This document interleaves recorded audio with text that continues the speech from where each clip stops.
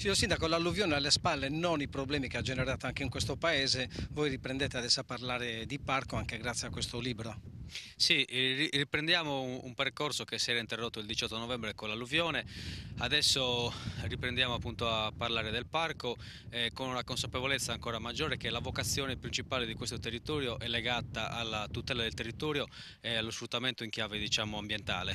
Quindi la vocazione non è quella sicuramente legata alla cementificazione. Posada e il sogno di uno sviluppo legato all'ambiente riparte da un libro. Ali di fiume di Domenico Ruiu, voluto dal comune e dall'ente parco, segna la ripresa di un percorso interrotto per contare i danni dell'alluvione.